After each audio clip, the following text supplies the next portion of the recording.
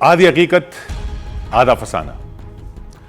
स्वर्ग की सीढ़ी यानी महाभारत के समय का एक रास्ता जिससे होकर पांडव स्वर्ग लोक गए थे। कुछ लोग इसे फसाना मानते हैं, कुछ हकीकत। जो हकीकत मानते हैं वो हिमालय में मौजूद कुछ निशानियों को सबूत के तौर पर पेश करते हैं। हम उन निशानियों को टीवी पर दिखा भी चुके हैं। आज हम आपको एक ऐसे रास्ते पर ले जाएंगे जिसका नाता उसी स्वर्ग की सीढ़ी से है। कुछ कथाओं के मुताबिक पांडवों ने स्वर्ग तक पहुंचने के लिए पहाड़ों के अंदर से एक गुप्त मार्ग तैयार किया था।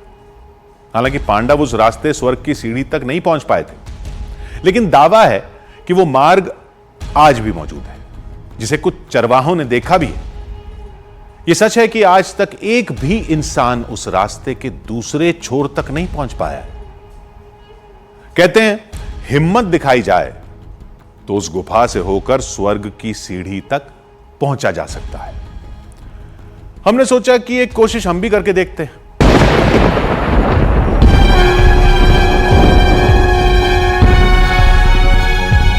उत्तराखंड के हिमालय के रास्ते पांडवों ने स्वर्ग जाने की कोशिश की थी।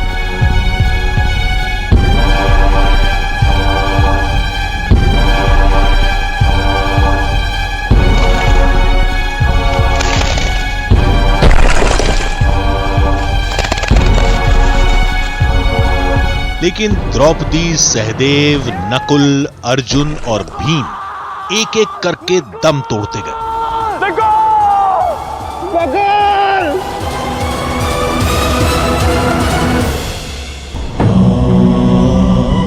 एक कुत्ते के साथ केवल युधिष्ठिर ही जीवित स्वर्ग तक पहुंचने में कामयाब रहे थे।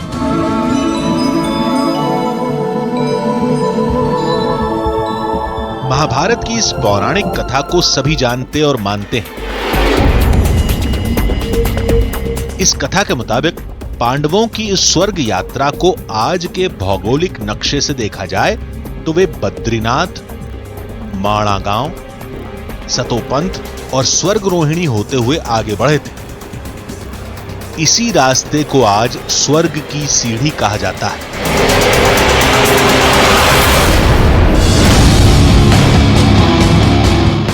लेकिन आज हम आपको स्वर्ग की सीढ़ी की कहानी नहीं सुनाने वाले। ये तो हम पहले भी दिखा चुके हैं। लेकिन क्या आपको यह पता है कि पांडवों ने सीधे स्वर्ग की सीढ़ी तक पहुंचने के लिए एक दूसरा रास्ता भी तैयार किया था, जिसके बारे में अभी तक कोई नहीं जानता था। वो रास्ता एक गुफा से होकर गुजरता था, जो चंद महीने पहले ही सामने आई। जो आप कैलाश गुफा बता रही हैं, इसका भी गांव वालों ने जो है अभी मार्च में इसकी खोज की है, उनको ये गुफा मिली है। पांडव में सदिक की बात है कि पांडव यहाँ से स्वर्ग के द्वार, जब उन्होंने स्वर्ग की तैयारी की थी स्वर्ग जाने का, तो रास्ते में उन्होंने देखा ये पड़ाव है और यहाँ पे उन्होंने देखा कि गुफा में उन्होंने विश्राम किया होगा। उसमें दिया भी है मैडम नीचे, तो दिया वहाँ पे कई 7 और दिया है। वो दिया भी उसी समय की होगी, उन्होंने पूजा अर्चना, जब पांडव ने पूजा अर्चना की होगी तो वो दिया भी तब से। महाभारत काल के उस नए रास्ते को हाल ही में तलाशा गया, जिस पर शोध का काम चल रहा है। लिहाजा उसके बारे में ज्यादा जानकारी नहीं मिली। कैलाश गुफा प्राचीनतम गुफा है और यहाँ पे जो है बहुत से ऐसे चित्र मिले हैं और विशेषकर यहाँ पे ज़्यादा भगवान शंकर से संदर्भित जो है चित्र हैं, जिसमें 12 ज्योतिर्लिंग हैं, अमरनाथ के भी कुछ वहाँ पे चिन्ह हैं। तो इसको जो स्थानीय लोग हैं, जो गांव वालों का विश्वास है कि ये पांडवकालीन गुफा है। उस गुफा में ही एक नया रास्ता खोजा गया है, जिसके अंदर आज हमें जाना था। ऋषिकेश से लगभग 33 किलोमीटर दूर अब हम आ गए हैं और पहुंचे हैं गांव लोयल में। बताया जाता है कि जिस गुफा की तलाश में हम यहाँ पर आए हैं वो इसी गांव में है।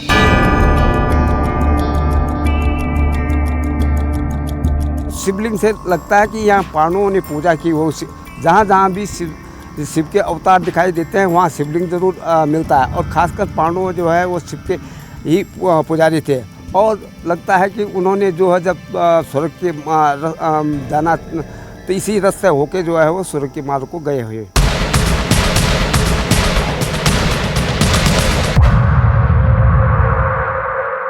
गांव वालों से बातचीत की तो पता चला कि सामने वो जो पहाड़ नज़र आ रहा है वही है हमारी मंजिल। आप पहाड़ को देखेंगे तो कई गुफाएं तो पहाड़ों में यूं ही प्राकृतिक रूप में बन जाती हैं, और ऐसे में कई गुफाएं वो होती हैं जो सदियों पहले जो ऋषि रहते थे, तप करते थे, उन्होंने बनाई थी। ऐसी ही एक गुफा की तलाश हम कर रहे हैं। बताया जाता है कि उस गुफा से कई राज जुड़े हुए हैं। स्वर्ग की सीढ़ी का रास्ता है, केदारनाथ का रास्ता है, बद्रीनाथ का रास्ता है। क्या यहाँ से मुमकिन है, इस पहाड़ की ऊंचाई देखिए, क्या यहाँ से मुमकिन है किसी तरीके के कोई रास्ते? ये जानने के लिए हमें गुफा तक पहुँचना होगा और जानना होगा कि क्या सच्चाई है इस गुफा में।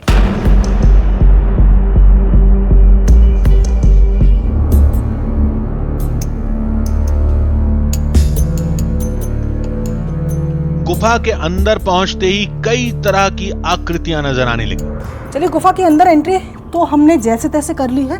गुफा को देखने के लिए आगे बढ़ना जरूरी है। ये गुफा शुरुआत से ही बेहद मुश्किल लग रही है।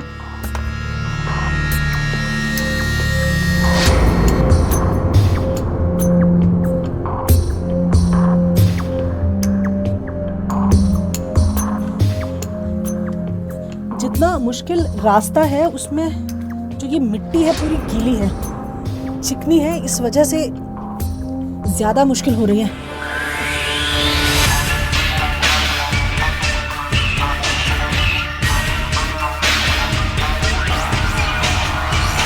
कदम दर कदम मुश्किलें बढ़ती जा रही थीं।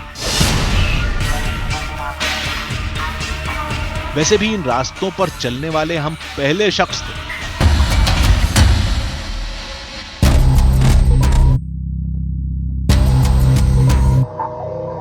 तमाम जद्दोजहद करते हुए आखिरकार हम उस रहस्यमयी जगह तक पहुंचने में कामयाब हो गए। ये है वो रास्ता जिसके बारे में अभी तक हम सुनते आए हैं कि ये वो रास्ता है जो स्वर्ग के सीढ़ी की तरफ जाता है। ये रास्ता अब बंद है, यहाँ कोई इसके आगे नहीं जाता है। गांव वालों ने बताया कि उन्होंने यहाँ से पत्थर फेंक कर जानने की कोशिश करी कि ये कितनी दूर तक है, लेकिन इसका कोई अंत नहीं मिला। चलिए, लेकिन लोगों का मानना है यहाँ से आगे नहीं जाया जा सकता, लेकिन जब यहाँ तक हम पहुँचे हैं तो थोड़ी कोशिश करने में कोई हर्ज नहीं है। देखते हैं क्या मिलता है। और यही हमारी सबसे बड़ी गलती साबित हुई। अंदर जाने से पहले हमें सावधानी बरतनी चाहिए थी। लेकिन महाभारत काल के रहस्य को सुलझाने के चक्कर में हम वहां पहुंच गए जहां से लौटना ही मुश्किल हो गया।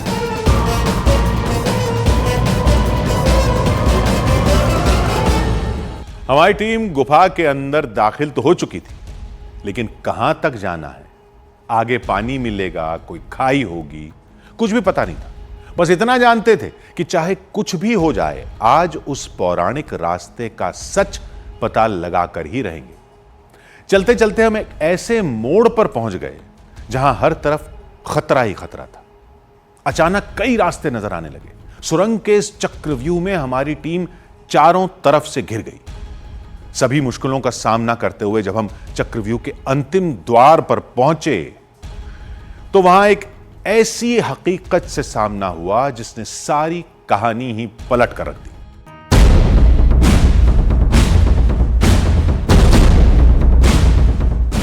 कहते हैं द्वापर युग में पांडव इसी रास्ते स्वर्ग की सीढ़ी की ओर रवाना हुए थे, लेकिन कुछ कारणों से रुख बदलना पड़ा था। महाभारत के मुताबिक स्वर्ग की सीढ़ी की शुरुआत बद्रीनाथ से हुई थी। पौराणिक ग्रंथ कहते हैं कि बद्रीनाथ जाने के लिए पांडवों ने गंगा नदी के किनारे का रास्ता अपनाया था, जिसके मुताबिक वो ऋषिकेश, देवप्रयाग, रुद्रप्रयाग, कर्णप्रयाग, चमोली और जोशीमठ होते हुए बद्रीनाथ पहुंचे थे।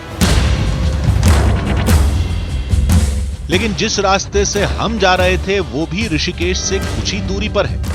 दावा है कि ये गुफा स्वर्ग की सीढ़ी तक जाने के लिए पांडवों का पहला पड़ाव था। ये रास्ता पहले से ज्यादा मुश्किल होता जा रहा है और ऊपर की तरफ हम बढ़ रहे हैं।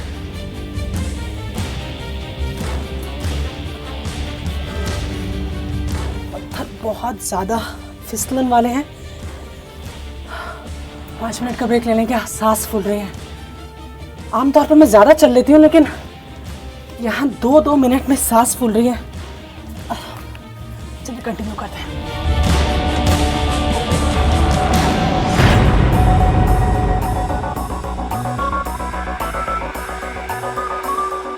पसीने से हमारी हालत खराब हो गई है। मेरे हाथ देखिए, पूरी मिट्टी यहाँ की गीली है।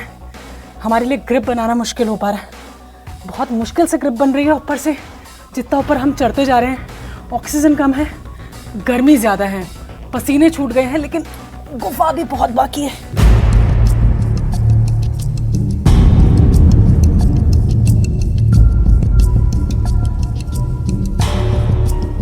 कुछ मीटर अंदर जाने के बाद गुफा में सीधे खड़े होने की जगह मिली। यहाँ के पुजारी बताते हैं कि सतयुग की है, यानी बेहद पुरानी है।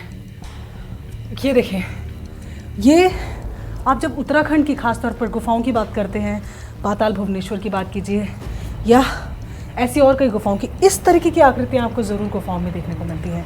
ये जटाओं जैसी लगती है और आमतौर पर जो ऐसे इलाकों के पुजारी होते हैं, पंडित होते हैं, वो यही मानते हैं कि ये शिव की जटाएं हैं। ये इधर आप देखिए कि इस तरीके की आकृतियाँ आपको ज़्यादातर पहाड़ी गुफाओं में देखने को मिलती हैं। यहाँ इसको पकड़ कर बैठना इसलिए ज़रूरी हो रहा है क्योंकि बहुत ज़्यादा फिसलन है। ये बहुत ज़्यादा गीला यहाँ पर हो रहा है और यहाँ इस गुफा की अगर बात करें तो घुप अंधेरा है। घुप अंधेरे के साथ साथ यहाँ इन जो ये जटाओं जैसी आकृतियाँ हैं, इनसे पानी रिसता है, जिसके चलते ये देख रहे हैं आप, ये सब कुछ गीला है। आप ये मेरे हाथ पे देखेंगे किस तरीके से कीचड़ बन रहा है। ये सब कुछ यहाँ पर पानी से गीला है। पानी यहाँ लगातार रिसता रहता है, ये आप देखिए। और मान्यता है हिंदू धर्म में कि शिव जो है, भगवान शिव गंगा को अपनी जटाओं में धारण करते हैं। तो ये आप देखिए, यहाँ मानते हैं कि ये पानी, और ये क्योंकि अंधेरा है तो चमगादड़ भी बहुत है। बहुत सारे चमगादड़ यहाँ पर हैं जो लाइट पड़ने पर सामने आ रहे हैं। गुफा के आखिरी सिरे तक पहुंचने के लिए आगे बढ़ना जरूरी था। आगे बढ़ने के लिए चमगादड़ों को शांत करना जरूरी था, लिहाजा हम वहीं कुछ देर के लिए बैठ गए। अब ये गुफा सतयुग की है या नहीं ये तो बताना मुश्किल था, लेकिन कैल्सिफिकेशन से सदियों में तैयार होने वाली ये आकृतियां बताती हैं कि ये जगह सदियों पुरानी जरूर होगी। अब एक एक कदम जीवन मरण का सवाल बनता जा रहा था।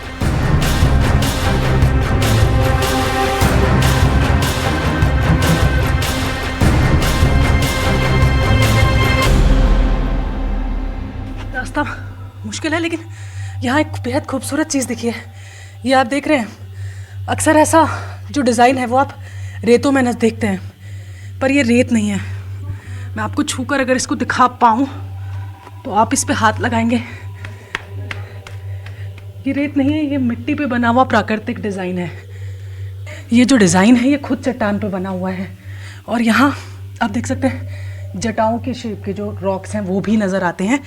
हो सकता है कि पानी बहता रहा हो और सूख गया हो।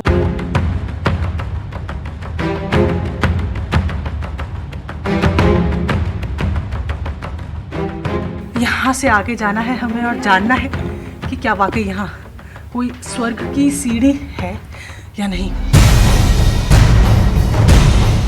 यहां से आगे कई मोड़ पर दम घुटा, लेकिन आगे बढ़ते रहे।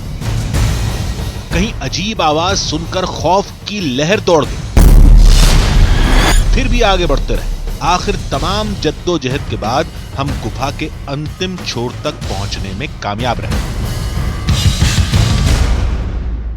और यहाँ अब ये जो रास्ता आप देख रहे हैं ये है स्वर्ग को जाने का रास्ता। ये हम नहीं कह रहे हैं, ये यहाँ की मान्यता कहती है। यहाँ के लोग कहते हैं कि ये जो रास्ता है, ये जो गुफा है, ये यहाँ से सीधा स्वर्ग के रास्ते के लिए जाती है। पुराणों में कहा जाता है कि कोई कलयुगी आदमी स्वर्ग नहीं जा सकता, जीते जी नहीं जा सकता। ऐसे में ये रास्ता जब हम नज़र दौड़ाते हैं तो थोड़ा खुला हुआ नज़र आता है, लेकिन एक आम वयस्क आदमी, एक आम नॉर्मल बिल्ड का आदमी इससे अंदर नहीं जा सकता। वैसे भी आगे रास्ता बंद नजर आ रहा था। हालांकि गुफा आगे बढ़ती नजर आ रही थी, लेकिन भूकंप से पैदा हुए भौगोलिक बदलावों से रास्ता बंद था। माना जाता है कि ये गुफा इतनी लंबी है कि इसका छोर कहीं पहाड़ में जाकर खुलता है और वहां से रास्ते निकलते हैं। स्वर्ग की सीढ़ी का रास्ता, केदारनाथ का रास्ता, बद्रीनाथ का रास्ता। लेकिन ये फिलहाल इस कलयुग में ये गुफा इतनी ही है, ऐसा यहाँ के लोगों का मानना है। वो मानते हैं कि कैलाश गुफा जो यहाँ पर है, जिसकी बेहद मान्यता है, यहाँ पर माना जाता है कि पांडव आके उन्होंने यहाँ शिव की पूजा अर्चना की। हो सकता है कि पांडवों के वापस आने की वजह आगे नदी का बहना रहा हो, लेकिन हमें ऐसा कोई साक्ष्य नहीं मिला जो इसे महाभारत कालीन साबित कर सके। हालांकि हमें ये गुफा पौराणिक काल की जरूर लगी, लेकिन इसका नाता पांडवों से है या नहीं, ये कहना अभी मुश्किल था। लेकिन हमें यह पता था कि दावे को लेकर हकीकत और फसाने पर पक्की मोहर कहां लग सकती है, और गुफा से बाहर निकलने के बाद हम सीधे वहीं पहुंचे, यानी देहरादून में भूगर्भ शास्त्री के पास, जिन्होंने साफ बताया कि गुफा के अंदर की आकृतियां कुछ और नहीं, भूगर्भीय हलचल का नतीजा है। हिंदू मैथोलॉजी में इसको केदारखंड कहा गया है, और केदारखंड में ज़्यादातर जो हमारी पहाड़ी भूभाग है उसको शिव से जोड़ा गया है। इसको शिव क्षेत्र भी कहा जाता है। तो मान्यता है यहाँ हर जगह पे हम लोग को कुछ न कुछ रूप जो है शिव जी के रूप में, हम लोग दूसरे तरह से हम उसको शिव जी के रूप में देखते हैं। तो जो भी पत्थर हमें शिवलिंग की तरह आकर नजर आएगा तो उसे हम कहेंगे कि शिव की गुफा है। या अगर केव है तो केव के अंदर जो स्टैलेटाइट, स्टेलेग्माइट जो फीचर्स बनते हैं, क्योंकि वो नेचुरल प्रोसेस है और केमिकल रिएक्शन के द्वारा सेकेंडरी लाइम डिपोजिशन है उसके अंदर, केव्स के अंदर। तो जो खड़े कॉलम्स आप नज़र आते हैं या जो वर्टिकल अपलिफ्ट बेस पे फ्लोर पे खड़े रहते हैं, उनको हम स्टेलेक्टाइट और स्टेलेग्माइट टर्म यूज़ करते हैं। तो बेसिकली ये केव फीचर्स हैं, और इसको शिव के जटाओं से कहना, मैं एज ए साइंटिस्ट मैं उसको शिव की जटा नहीं कह सकता। हाँ, ये कह सकता हूँ कि this is one of the geological phenomena, these are the features which is developed by the ground water. फिर नक्शे के हिसाब से यह भी बताया कि उस कैलाश गुफा की भौगोलिक स्थिति पौराणिक कहानियों में बताए गए पांडवों के रास्ते से भी मेल नहीं खाती। ऋषिकेश, और ऋषिकेश से आप जब आगे बढ़ते हैं तो ये आप देखिए गंगा चल रही है, ठीक है, और ये गंगा का रास्ता है पूरा, आप देख रहे हैं। और इसके बाद ये देखिए यहाँ से एक डाइवर्जन है, ये मंदाकिनी का, जो कि केदारनाथ जी को जाता है, और इधर से जो जा रहा है रास्ता, ये देखिए बद्रीनाथ जी को जा रहा है, ये बद्रीनाथ के लिए गया। ये सतोपंथ एंड भगत खड़क ग्लेशियर है, जिसको हम कहते हैं कि पांडव लोग अंतिम यात्रा अपनी स्वर्ग द्वार के लिए गए, वो ये रास्ता है।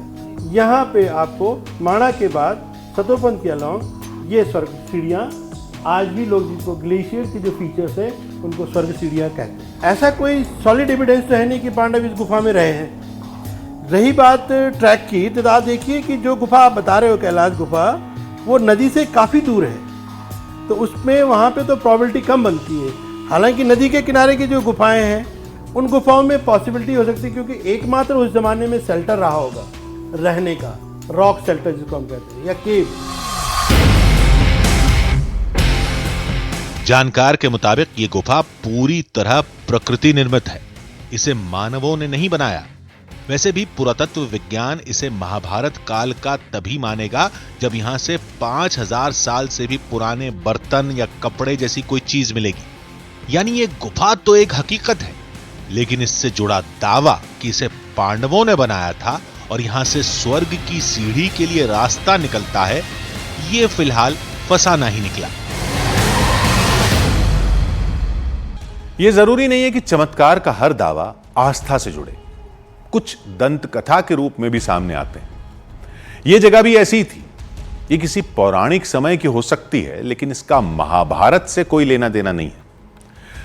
तो अगले हफ्ते फिर मिलेंगे एक नई कहानी के साथ, जिसमें थोड़ा सच होगा, थोड़ा बहाना, आधी हकीकत आधा फसाना।